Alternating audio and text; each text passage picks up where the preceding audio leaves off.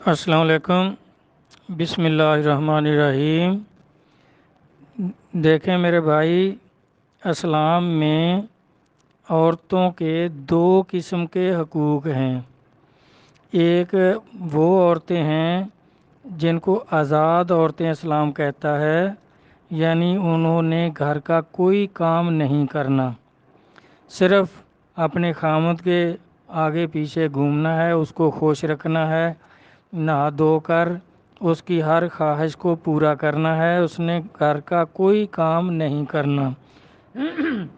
اور بچے ہوں تو اس نے بچوں کو دودھ بھی نہیں پلانا، اس کے لیے وہ دائی رکھیں، اور کچن کے کام کے لیے بھی علیحدہ آدمی رکھیں، چاہے عورت رکھیں، خانشامہ ہو، خاکروب ہو، ماشکی ہو، بھنگی ہو، یہ سب جو کام ہیں وہ اس کے لیے اس کے ملازم ہوں، تو وہ علیحدہ سارا بندوبست ہو، تو وہ صرف اپنے خامد کے لیے جو بھی اس نے کرنا ہے اس کے بستر بچھا دیا، یعنی اس کے آگے پیچھے رہنا ہے بس۔ تو اس کے لیے تو یہ ضروری ہے کہ پردہ جو آپ نے لکھا ہے کہ بھئی اس کا باہر نکلے تو اس کا ہاتھ بھی ننگا نہ ہو، پاؤں بھی ننگا نہ ہو،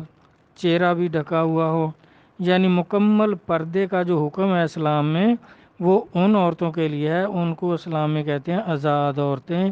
یعنی ان پر کوئی نوکری کوئی ڈیوٹی نہیں ہے، وہ صرف اور صرف اپنے گھر میں آزاد رہتی ہیں، ہر کام ان کا جو ہے وہ کرنے والے ملازم ہوتے ہیں۔ جیسے عرب میں بچے پیدا ہوتے تھے تو وہ دائیوں کو دیے جاتے تھے، جس طرح سرکار بھی دائی حلیمہ کو دیے، اس طرح یہ جو نواب لوگ تھے وہ اس طرح کرتے تھے۔ جو غریب لوگ تھے وہ عورتیں اپنے بچوں کو خود پالتی تھیں، دودھ پلاتی تھیں، مزدوری بھی کرتی تھیں، تو ان کو کہتے ہیں لونڈیوں کے حقوق۔ اس میں لونڈیوں کے حقوق جو ہیں اس میں جو ہے اس کو مزدور جتنا سطر معاف ہے، کہ اگر اس نے کوئی مزدوری کرنی ہے، جیسے ہمارے یہاں اوڈ عورتیں جو ہیں وہ روڈ پہ بجری پھینکتی ہیں، روڑا کوٹتی ہیں، اور بھی اس طرح کی مزدوری یا مستریوں کے ساتھ کرتی ہیں، دو دو منزل پر دوسری منزل پر بھی وہ تگاری لے کر جاتی ہیں، سیمنٹ وغیرہ پکڑاتی ہیں، اس طرح مزدوری کرتی ہیں، تو ان کے لیے مزدور جتنا سطر معاف ہے، یعنی وہ اپنی قمیض کے بازو بھی کونیوں تک وہ اوپر کو ٹانگ سکتی ہیں، اور شلوار وغیرہ ہو تو اس کو بھی اپنے گھٹنوں تک، وہ یہ نہیں کہ ان کی پنڈلی ننگی نہ ہو، گٹا ننگا نہ ہو یا پاؤں ننگا نہ ہو، اور چہرے پر بھی وہ بے شک کوئی نقاب وغیرہ نہ کریں، ان کے لیے کوئی گناہ نہیں ہے۔ اور اسی طرح گھر میں بھی ان کے، اب وہ گھر کا جو سارا کام عورت کرتی ہے تو پھر اس کی مرضی ہے، اگر وہ کر لیتی ہے تو اس کو منع نہیں کریں گے کہ وہ کر لے، اپنا پردہ وغیرہ کرے تو ٹھیک ہے، نہیں کرتی تو اس کے اوپر گناہ کوئی نہیں ہے۔ یہ جائز ناجائز جو کہہ رہے ہیں نا، تو بھائی جائز تو اس کو کہیں گے بھئی پھر جس کا ناجائز ہوگا۔ آپ جس کو لونڈی کے حقوق ملے ہیں عورت کو، وہ یعنی کہ جیسے ملازمت کرنے جاتی ہیں عورتیں، کوئی ٹیچر ہے، کوئی نرس ہے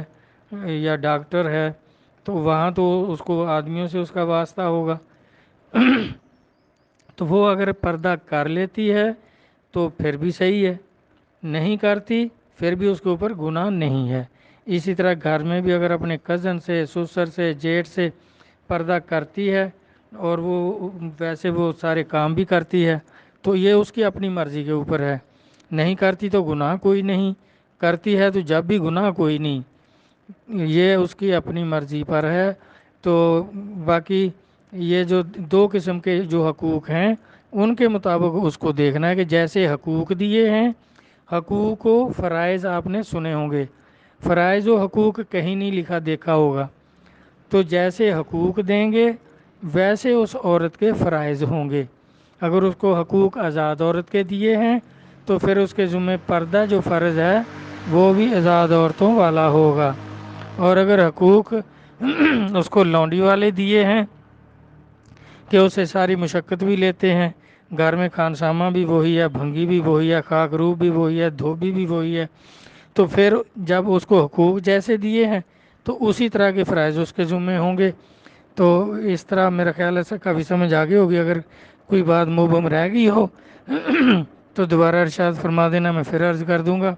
اللہ تعالیٰ سمجھ عطا فرمائے. آمین. اللہ حافظ.